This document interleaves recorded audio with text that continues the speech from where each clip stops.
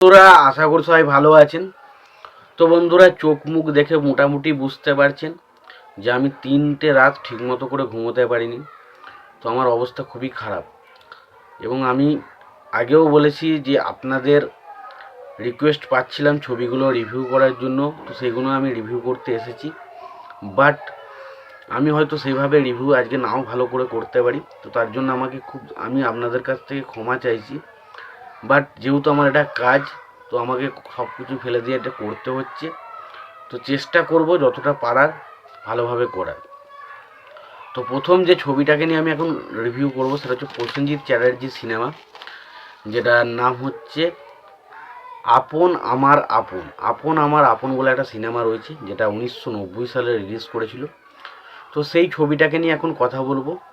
তো তার আগে প্রত্যেকটা বন্ধুকে অনুরোধ করে রাখবো, চ্যানেলে নতুন হয়ে থাকলে অবশ্যই আপনারা চ্যানেলটা সাবস্ক্রাইব করে নেবেন। আর যদি আপনাদের ভিডিওটি ভালো লেগে থাকে অবশ্যই আপনারা লাইক কমেন্ট শেয়ার করতে ভুলবেন না। তো আপন আমার আপন, এটার পরিচালক হচ্ছেন তরুণ মজুমদার। এই ছবিটার গল্পেরও কাজ করেছেন, মানে যত রকম সংলাপ থেকে ডায়লগ শুরু করে যে সমস্ত জায়গাগুলো ছবির মধ্যে রয়েছে সমস্ত কিছুর কাজ করেছেন হচ্ছে তরুণ মজুমদার।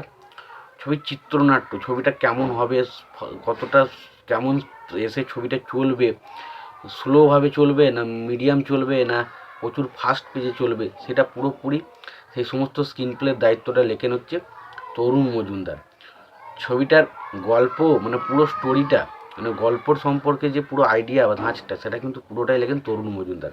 তো বুঝতে পারছেন তরুণ মজুমদারের হাত ধরে কিন্তু পুরো সিনেমাটাকেই বানানোর চেষ্টা করা হয়েছে, এবং তরুণ মজুমদার খুব ভালো একজন দক্ষ পরিচালক ছিলেন। এবং তার মানে স্ত্রীর নাম তো আমরা জানি, সন্ধ্যা রায়। এবং সন্ধ্যা রায় এবং তরুণ মজুমদারের মধ্যে কেমিস্ট্রির ভাঙন আমরা বিভিন্ন রকমভাবে শুনতে পেলেও তরুণ মজুমদার তার ফিল্ম ইন্ডাস্ট্রিতে ছবি বক্স অফিসে কিন্তু বরাবরই সফল হয়েছে, এবং এই ছবিটাও কিন্তু বক্স অফিসে সফল হয়েছে। ছবির নাম হচ্ছে আপন আমার আপন। এই ছবির সঙ্গীতের কাজ করেছেন আর.ডি. বর্মন, এবং এই ছবিতে স্পেশালি মেন যে দুজন গায়ককে রাখা হয়েছে সেটা হচ্ছে অমিত কুমার, একটা হচ্ছে আশা ভোসলে। ছবির বাজেট ছিল প্রায় 35 লক্ষ টাকার মতো, এবং ছবিটা বক্স অফিস থেকে 50 লাখের মতো আয় করে একটা বক্স অফিসে সুপার হিটের ট্যাগ পেয়েছিল। এবার যদি আমরা অভিনয় দেখি কারা কারা ছবিতে অভিনয় করেছিল, ছবিতে অভিনয় করেছিল তাপস পাল, প্রসেনজিৎ, শতাব্দী রায়, সৌমিত্র চ্যাটার্জি, শুভেন্দু চ্যাটার্জি, বিপ্লব চ্যাটার্জি, দীপঙ্কর দে এবং অনুপ কুমার সহ আরও অন্যান্যরা রয়েছে। এবার আসি সিনেমাটার মেন বিষয়বস্তুটা। এবং এটা পুরোপুরি একটা ত্রিকোণ প্রেমের সিনেমা, যেখানে তাপস পাল, প্রসেনজিৎ এবং শতাব্দী রায় এই তিনজন মানুষের মধ্যে একটা ভালোবাসার, একটা প্রেমের অ্যাঙ্গেল, একটা প্রেমের সম্পর্ক নিয়ে সিনেমাটা তৈরি করা হয়েছে।